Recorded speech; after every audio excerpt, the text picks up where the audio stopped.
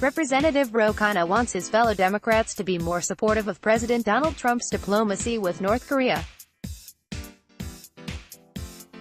Some progressive Democratic lawmakers have offered cautious support for President Donald Trump's outreach to North Korean leader Kim Jong-un, thereby parting ways with the party's congressional leaders, who have been unflinching in their criticism.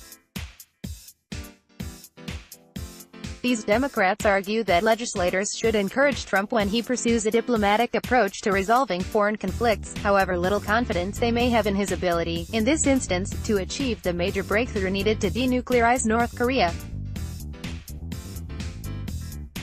Among these lawmakers, Rep.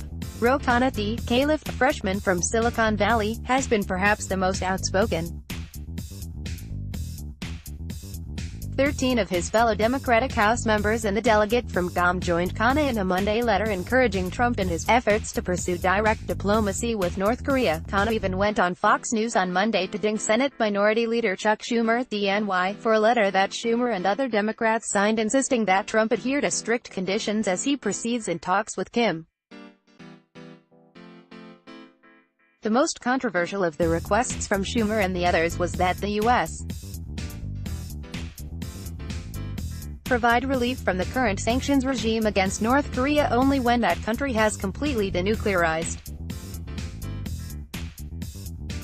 Saying that there has to be complete denuclearization before America makes any concessions is basically saying, we don't want to engage in good faith diplomacy, Khanna told HuffPost. Schumer letter is basically a recipe for the status quo. Schumer's office declined to comment on Khanna's criticism. The first sigh of relief we should all have is that Trump has rejected the idea that we need to have strikes on North Korea and he's open to diplomacy. Representative Ro Khanna. Other congressional Democrats stopped short of Khanna's position, but nonetheless declined to really dig into Trump over the North Korea summit. While very light on substance, the meeting between President Trump and Kim Jong-un in Singapore represents a positive step in de-escalating tensions between our countries, addressing the threat of North Korea's nuclear weapons, and moving toward a more peaceful future. Sen.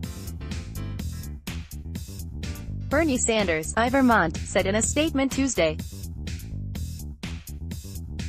Congress has an important role to play in making sure this is a meaningful and serious process and not just a series of photo ops. Sen.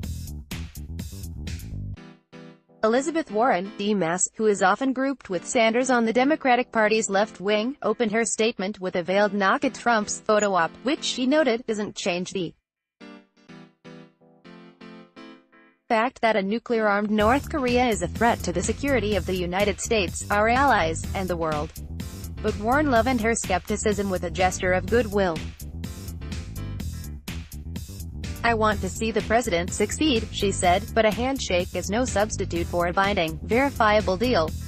The measured reactions to the summit from Khanna, Warren and Sanders could not be further from the criticism leveled by Schumer and House Minority Leader Nancy Pelosi, While Schumer and Pelosi made the obligatory nods to the value of diplomacy after the summit, they both suggested again that the meeting should not have occurred.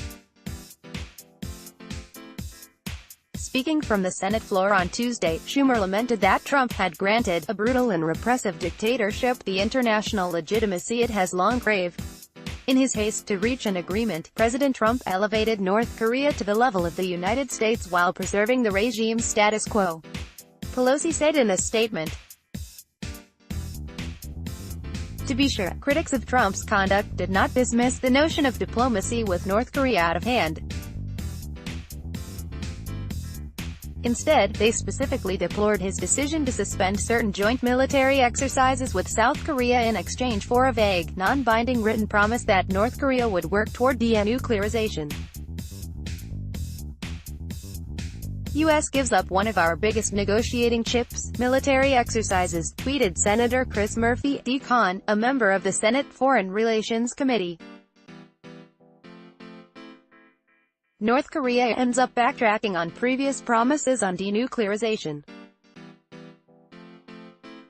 What the hell? North Korea appeared to make some concessions before the head-to-head talks, including the release of American prisoners and the destruction of a ballistic missile testing facility. In any case, the tactical criticism misses the forest for the trees, according to progressives like Khanna. Less than a year after Trump threatened Kim with fire and fury, and expressed disdain for diplomacy with North Korea, the U.S. is one step further away from war on the Korean peninsula, they say. Democrats would be wise to reward Trump for that, according to Khanna. The first sigh of relief we should all have is that Trump has rejected the idea that we need to have strikes on North Korea and he's open to diplomacy, Khanna said. The fact that he met with Kim Jong-un is a big deal in itself. A better line of criticism, the congressman argued, would be to demand to know why Trump considers diplomacy appropriate for North Korea but tore up the Iran nuclear agreement and has advocated more bellicose approaches in other Middle Eastern nations as well. That's a far more credible attack, a far more intellectually consistent position than trying to out-hawk Trump on North Korea, he said. Download. Do you have information you want to share with HuffPost? Here's how.